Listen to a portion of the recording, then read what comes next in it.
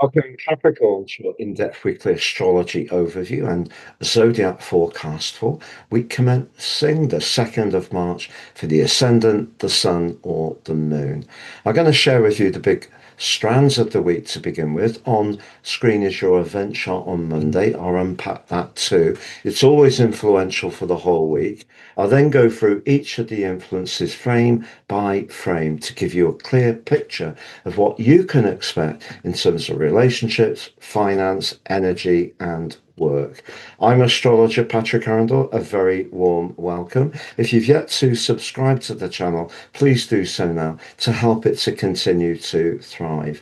So on the screen is your event chart, but just to let you know, we've got Mars making his way into your third house on Monday, the sign of Pisces, for 6 weeks. Exciting. But on Tuesday, a hugely powerful total lunar eclipse in the Earth sign of Virgo, which will have quite the impact on us all for the next 6 months. But what will that impact be for you?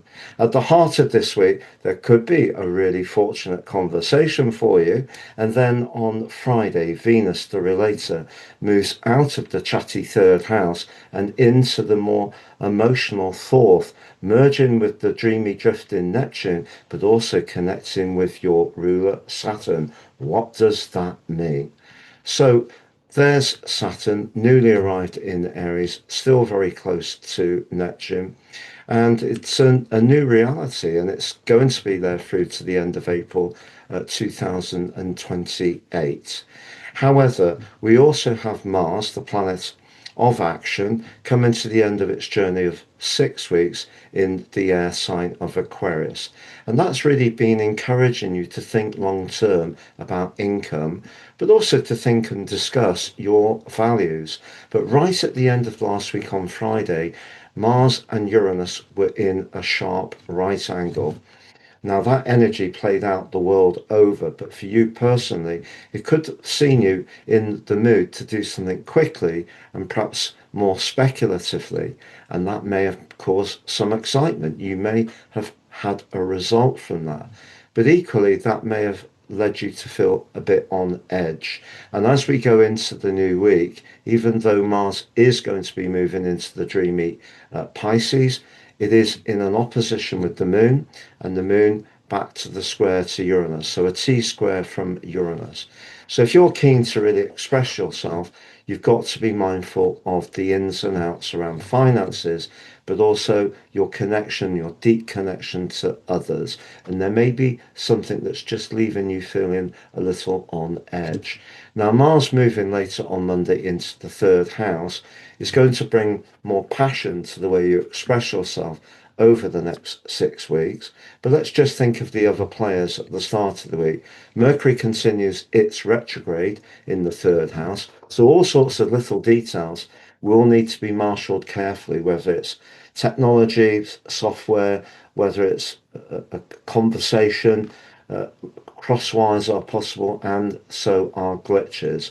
More productively, Venus forges a brilliant link to Uranus. So it could be a spontaneous conversation you have this week, which brings delight, and I think that is possible. But on Tuesday, we do have that total lunar eclipse in Virgo. The moon moves on to 12 degrees opposite the sun, which moves forwards to 12. This is the fifth in a series of 7 eclipses between the signs of Virgo and Pisces. So essentially, that's been asking you over the last year and a half or so to think very carefully about everyday communication, but the real true meaning of what is being discussed. So we know the host can be very much about precision and virtue, Virgo, but the ninth house for you is about widening your world. So if you do want to think about all these players in Pisces, expanding your world, whether it's through your work, through travel, through higher education, the moon in Virgo is asking you, one, to get in touch with your true purpose, not just going through the motions in a very functional way. That's not going to be enough. You need passion, but it also needs to happen in a precise and efficient way for you to get the best results. So that's essentially what that eclipse is about. But the sun moves forwards then and then links in a trine with Jupiter. Now, that's one of astrology's most lucky influences. So, a conversation you have, because Jupiter's in your sector of relating, could have a fated dimension. It may be a business chat, it may be more of a personal one. But because Venus forged that very charismatic link to Uranus at the start of the week, it could happen very quickly, and you may need to be ready to react because your nature can be more cautious. And now that Saturn's in your fourth house, the need to be more protective could be quite strong. So you need to blend this communicational energy that comes from the eclipse into uh, being open to what might be possible with Jupiter and Uranus being really great assets for you this week. So, although Mercury is in a retrograde, and that might make you think, oh, I've got to be very, very careful what I say and to who, if you can just be in touch with what really is meaning for you, so have dialogue that switches you on and creates a sense of excitement and stimulation. Don't let your caution pulverize your passion. But of course, later in the week, Venus does move forward, merges with Neptune, then with Saturn. What you're asking for in any relationship, as much as you may chat with someone lightly and brightly, and there could be a real attraction, what you also need to understand is that you could feel comfortable with them at a more everyday and more uh, uh, a more intimate level emotionally. And because Saturn can be quite inhibiting, it's possible that you could suddenly, even if you like someone, feel a bit tongue-tied with Venus applying to that Saturn. What Venus can do applying to Saturn, however, is if you are wanting to make some decorative changes at home, a fabulous combination.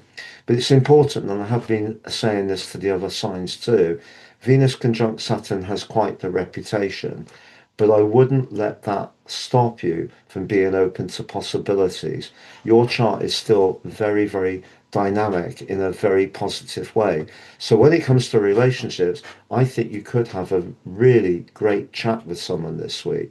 However, if you're in a relationship where you don't feel it is comfortable and it's a bit dull in terms of the dialogue between you, you might be thinking more pessimistically about that side by the end of the week.